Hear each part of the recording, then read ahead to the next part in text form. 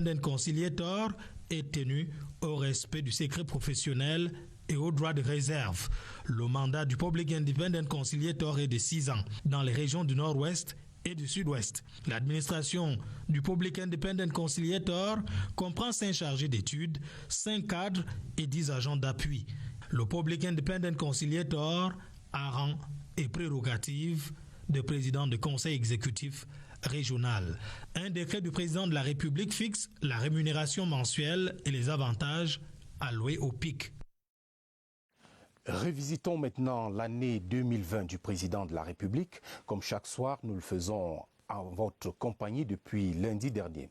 La décrispation du climat sociopolitique était en filigrane de plusieurs actes pris par le chef de l'État, à l'instar du pardon accordé par Paul Biya à certains de ses compatriotes. Yves-Marc Medzo.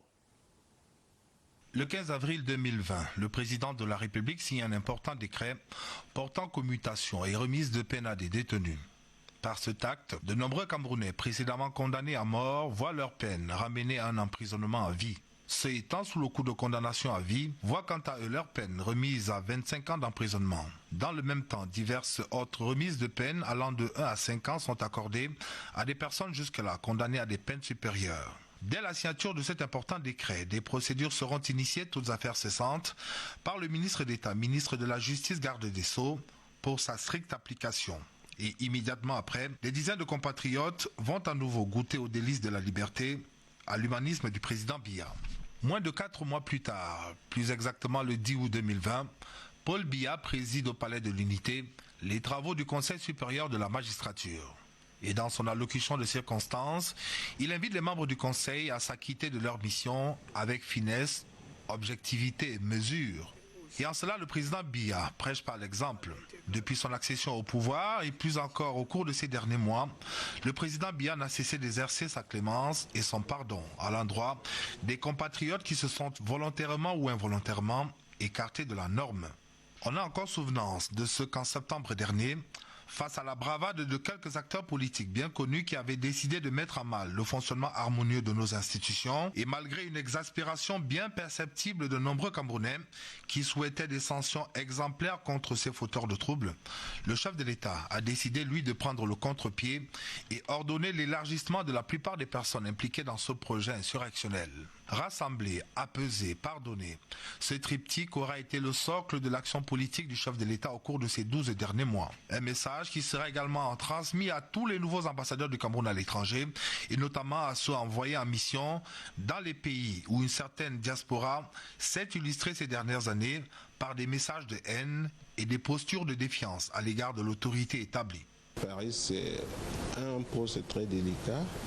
Il y a beaucoup de travail à Paris, vous suivez l'actualité. Cette même inclinaison du chef de l'État au pardon s'applique au quotidien à l'endroit des sécessionnistes dont tous les combattants repentis sont systématiquement pris en charge et réinsérés dans les différents centres créés à cet effet.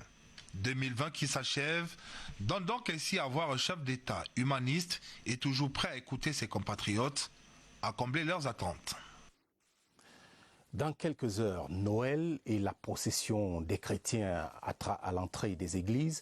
Les courses continuent pour les retardataires qui ont fait de ce 24 décembre un jour de rattrapage. À Yaoundé, conséquence de cette effervescence, les rues et marchés étaient des circulations plutôt difficiles. Franck Evina. Plongé dans une affluence capitale. C'est à croire que la population a doublé d'un coup par la magie de Noël. Dans les rues, des bouchons monstres, même à des endroits au trafic habituellement fluide. Chaussée saturée, arrêt taxi bondé. Concours de patience et de tarifs pour les passagers. Jour de chance pour les taximens.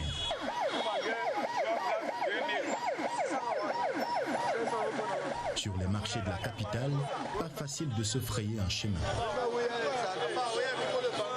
Une effervescence record comme une course contre la montre pour les retardataires. Il y a un devis en fonction des fonctionnaires. Apparemment, on a donné l'argent aujourd'hui. Ils sont tellement nombreux en ville qu'on nous sommes vraiment trop pris là. On a attendu qu'on nous vire de l'argent afin de pouvoir offrir les cadeaux. Faire les emplettes à la dernière minute, une question d'opportunité. Pas du tout pareil pour la beauté de fête. Coiffure et parure de la dernière heure contribuent à garder les visages rayonnants au moment où arrive la lumière du monde. Voyons maintenant comment se présentent les choses pour ceux d'entre vous qui souhaiteraient sortir. Les attractions, vous le verrez, ne manquent pas à côté du recueillement, mais certains Camerounais choisissent tout simplement de rester à la maison. Demandons donc le programme à Laurence Okalia.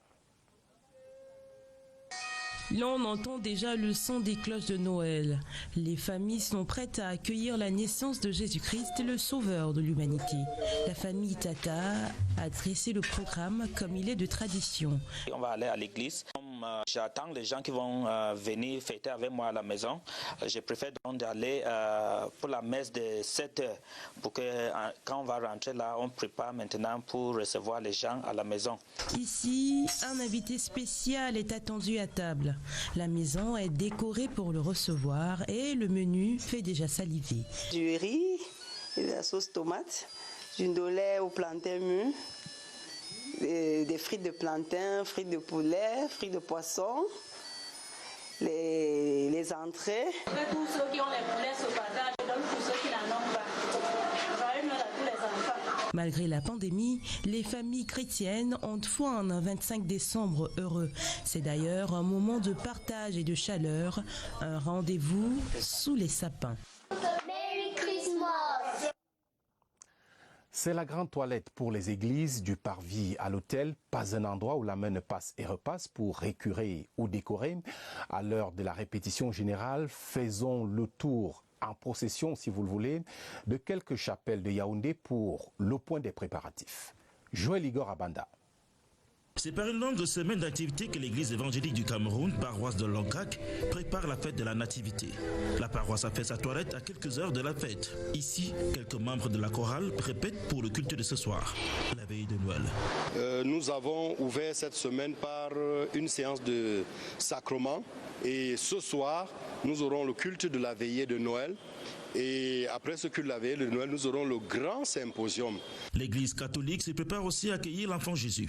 À la paroisse Saint-Vincent-Palotti de Coleton, l'après-midi est consacré au ménage et à la décoration de l'église aux couleurs de la fête. La crèche de l'enfant Jésus a déjà pris corps et n'attend plus qu'à l'accueillir. Ce matin, nous avons célébré la Noël avec les pauvres. C'est-à-dire que ce que les gens sont venus déposer pour soutenir les nécessiteux. Nous leur avons donné un peu de riz, un peu d'huile, du savon et parfois des habits, des vêtements. Il y avait le grand ménage. Tous les jeunes sont venus pour faire la décoration, ajuster les ampoules. À la Presbyterian Church in Cameroun, chapelle de Bastos, tout est fin prêt. L'église célèbre la fête de la Nativité cette année avec une pensée pieuse pour les victimes de la crise dans les régions du sud-ouest et du nord-ouest, mais aussi pour la fin de la pandémie de la Covid-19. Et comme vous le savez, les cadeaux sont de saison pour le plus grand bonheur des tout-petits. Certains d'entre eux ont reçu à Yaoundé des présents de l'association Le Son du Sourd.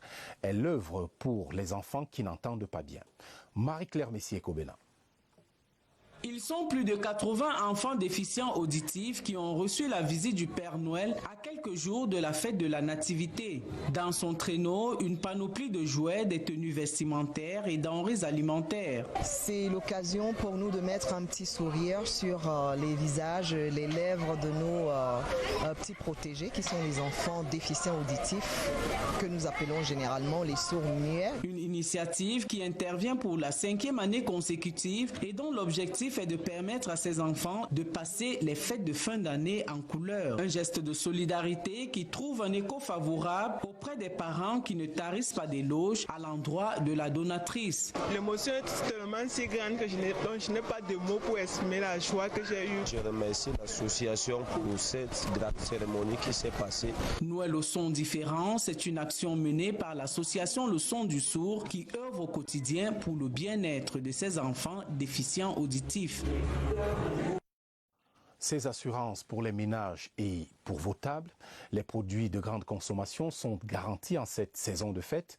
La descente sur le terrain hier mercredi du ministre du Commerce, Luc Magloire Mbarga-Tangana, a permis de s'en convaincre après le tour de certaines grandes surfaces de la capitale. Luc, bienvenue au Nana.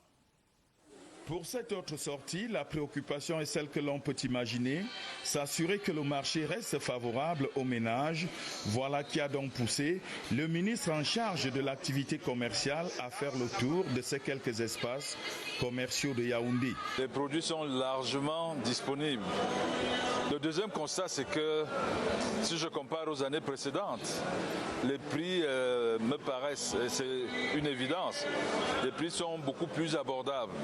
On a vu un effort particulier qui a été fait par les promoteurs des grandes surfaces pour que les prix soient à la portée de toutes les bourses. Le troisième constat, c'est la mise en avant des produits locaux qui prennent de plus en plus de la place dans les rayons. Après les grandes surfaces et par le boulevard du 20 mai où se tient la foire Noël pour tous que le ministre du Commerce a bouclé la boucle. Ici, tout est à la portée de tous, viande de bœuf et de porc, poisson d'eau douce ou encore poulet. Un clic et nous voici dans le cyberespace avec un appel à la vigilance. L'utilisation responsable des réseaux sociaux pose problème au Cameroun. La ministre des Postes et Télécommunications est à Douala pour sensibiliser. Minette Libomli-Likeng mène actuellement une campagne d'affichage de support de communication sur la cybersécurité dans les institutions publiques et les établissements scolaires. Flore Écoulé. Je m'engage pour un usage responsable des réseaux sociaux. Les élèves et étudiants de la capitale économique ont tous marqué leur accord pour lutter contre la cybercriminalité. Cette phrase est inscrite sur des affiches collées sur les murs de leurs écoles. Cette campagne dans leur établissement scolaire leur aura permis de mieux cerner la question. J'ai retenu que Internet était très utile, surtout pour les élèves qui sont en cours d'apprentissage, parce que sur Internet, ils peuvent connaître des informations qu'on ne les apprend pas à l'école. Des services du gouverneur de la région du littoral au lycée bilingue de Deido, en passant par l'université de Douala et l'école publique anglophone d'application de Bonamoussadi, les apprenants de la capitale économique ont été sensibilisés à l'usage citoyen du cyberespace. Pour ces jeunes-là, qui avec la réalité de la Covid-19 se sont retrouvés plus connectés que jamais, je leur ai rappelé le message du chef de l'État. Ne soyez pas des followers passifs et naïfs.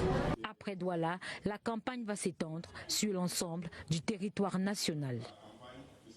L'utilisation des TIC en promotion dans le septentrion, après Mokolo dans l'extrême nord, Armand Claude Abanda, le représentant résident de l'IAI, a signé en début de semaine une convention avec la communauté urbaine de Garoua. 1200 jeunes et femmes seront formés dans le cadre du programme social MIGEC 2025. C'est un programme, je le rappelle, conduit avec le parrainage de la première dame Chantal Biya.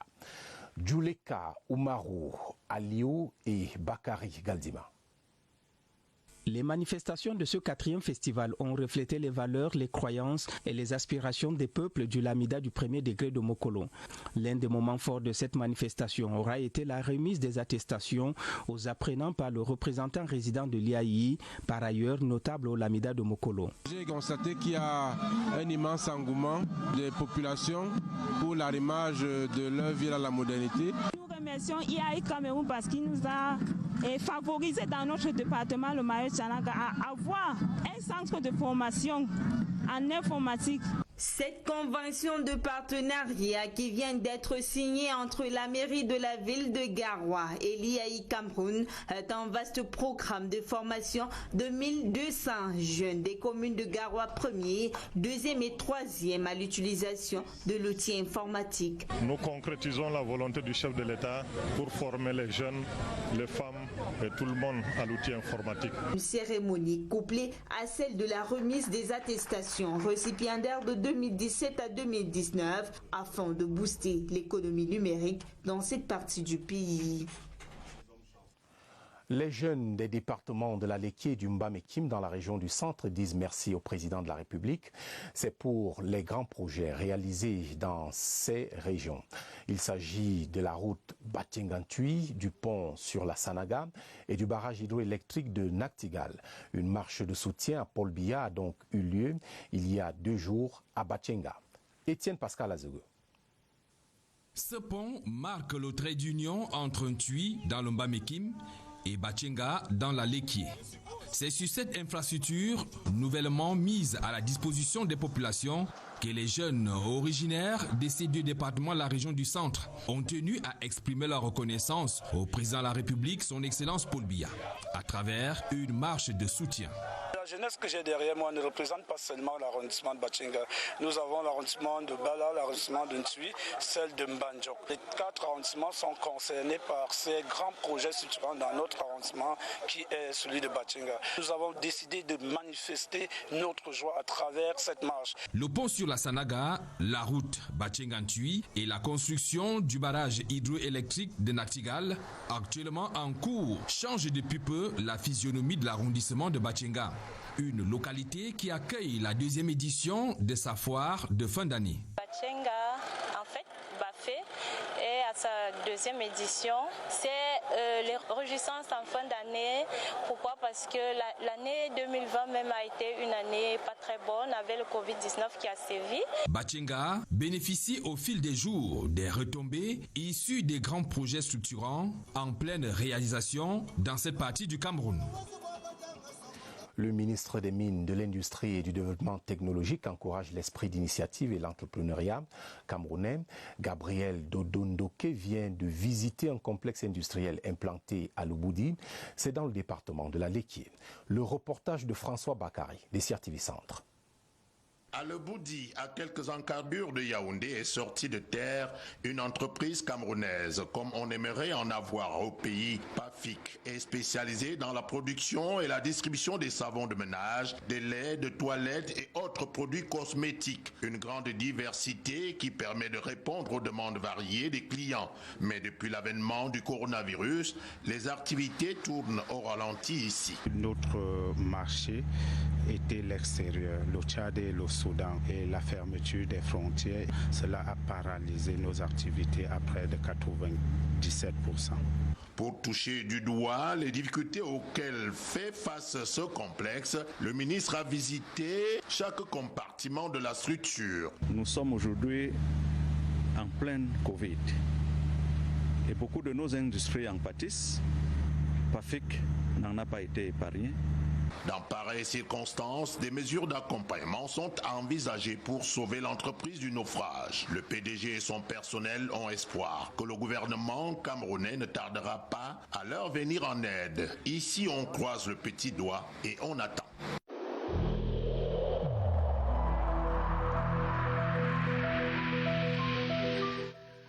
Le port du masque dans l'espace public restera obligatoire jusqu'à nouvel ordre.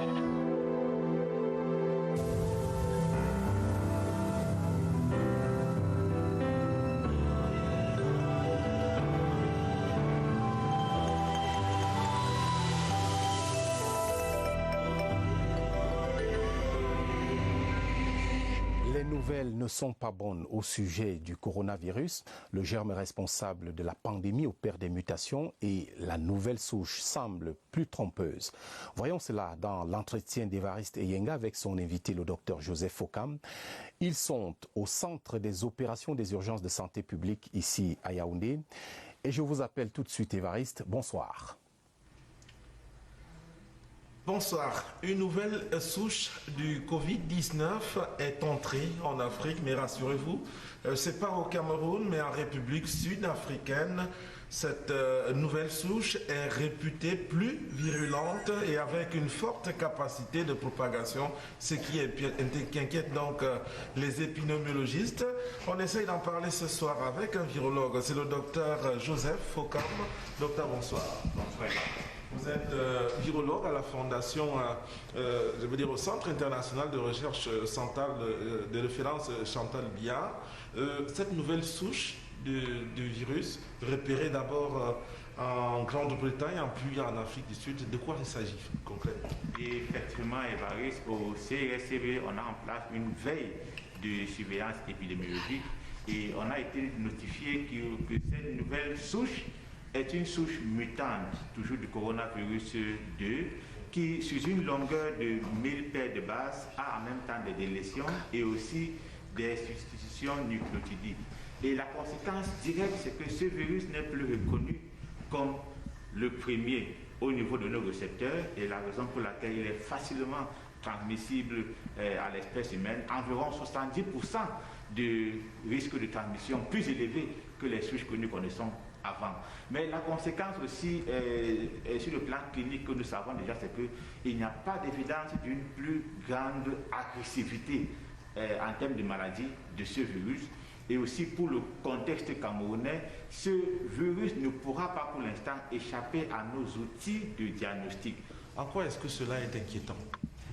Premièrement, Évariste, le fait que cette chose a été repérée en Grande-Bretagne, c'est surtout parce que la Grande-Bretagne a une forte capacité en termes de séquençage de nouvelles souches virales. C'est la raison pour laquelle on pense qu'il a été isolé dans ce contexte.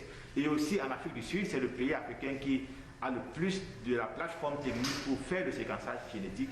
Nous pensons que certainement cette chose circule dans plusieurs autres pays et donc en contexte de fête, comme la fête de fin d'année actuellement, il serait important que nous respectons les mesures barrières afin de limiter les dégâts que pourrait apporter cette nouvelle souche.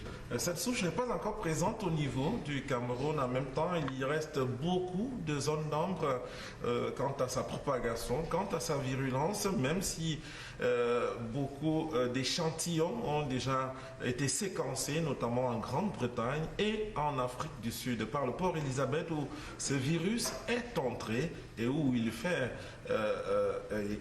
où il est l'objet d'une très grande propagation.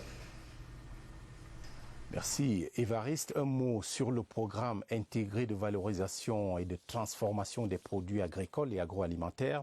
Une session du comité de pilotage présidé par le ministre des Petites et Moyennes Entreprises, Achille Basilekin III, s'est tenue hier, mercredi. Le directeur général de l'agence de promotion des PME, Jean-Louis Badga, expose ici les principales conclusions dans cet extrait sélectionné par Franck Evina. Le programme qui a été pérennisé a travaillé dans 3 bassins, à savoir le centre, le nord-ouest et l'ouest. En 2020, nous avons travaillé dans 6 bassins, y compris le littoral, le nord et l'Adamawa. Nous sommes à plus de 60% des activités pour le programme qui s'arrête en 2022.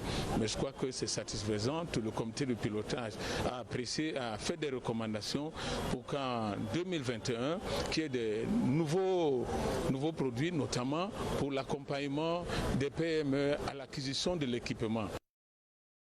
Faisons à présent un tour dans l'arrondissement de Niakokombo, département d'Union et Foumoum. C'est dans la région du centre.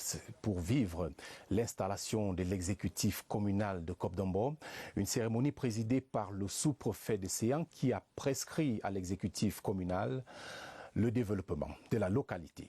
Salomé Nsamaona. Au monde à Niakokombo pour assister à la cérémonie d'installation de l'exécutif communal de Séan.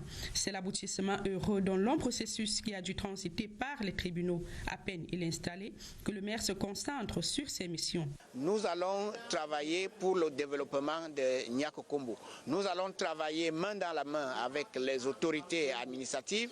Nous allons travailler main dans la main avec l'organe délibérant constitué des conseillers municipaux. Le soutien de l'élite ne lui fera pas défaut.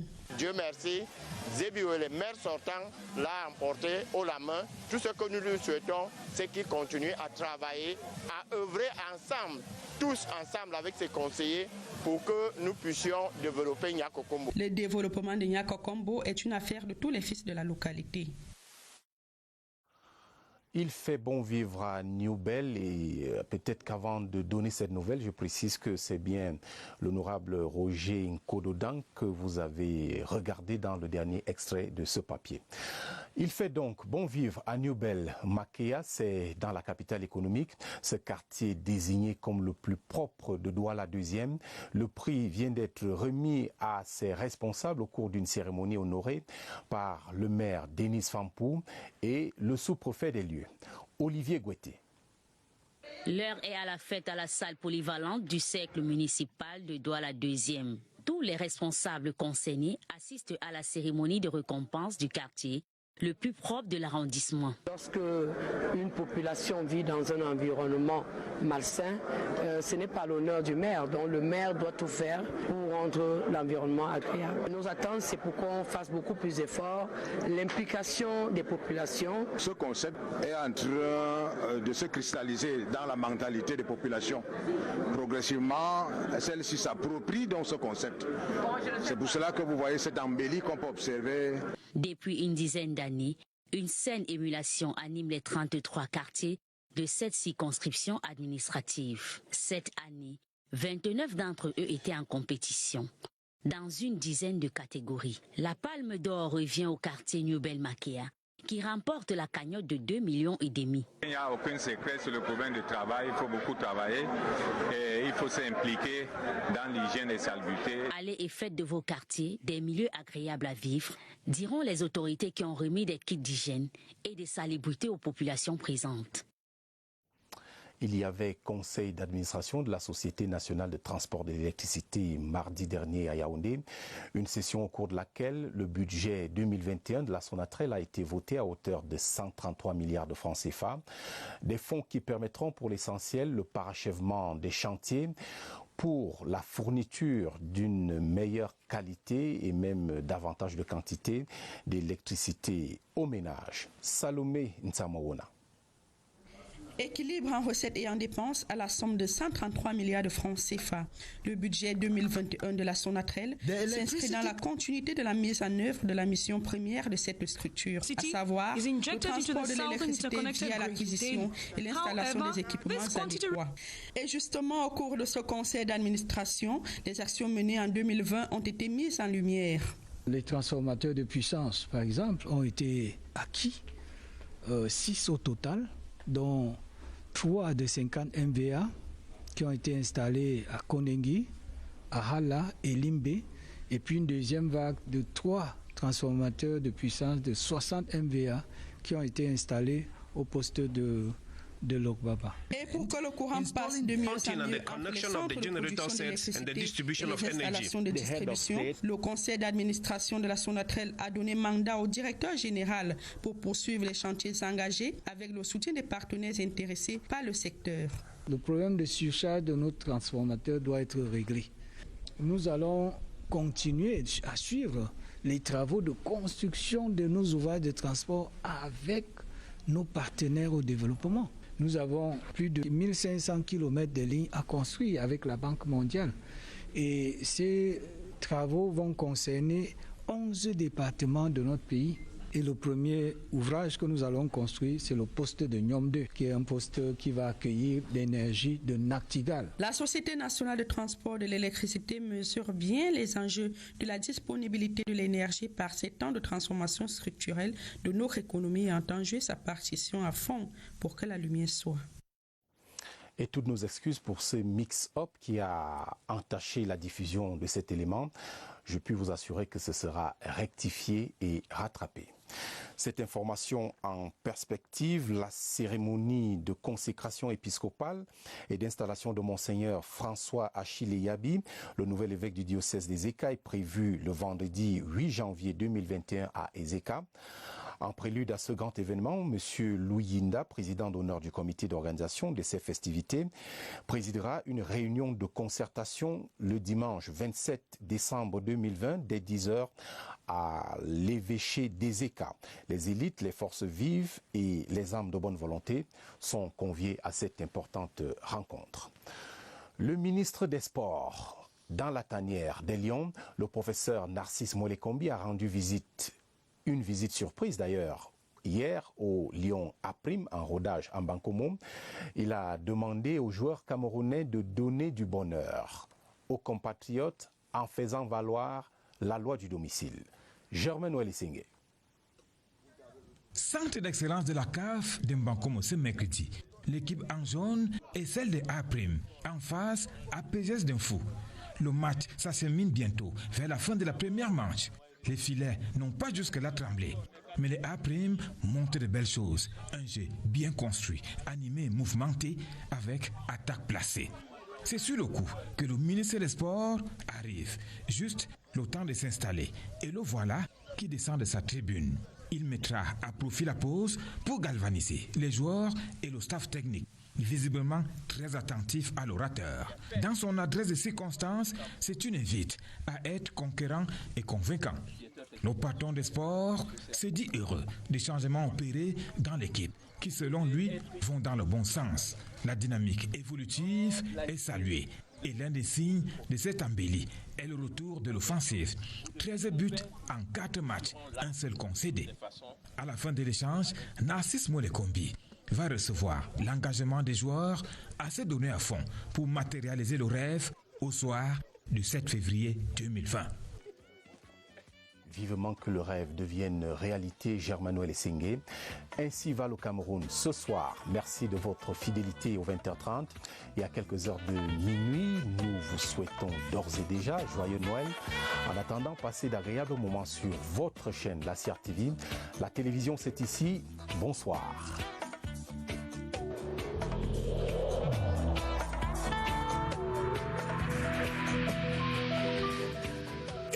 De stigmatiser ceux qui sont atteints par la maladie.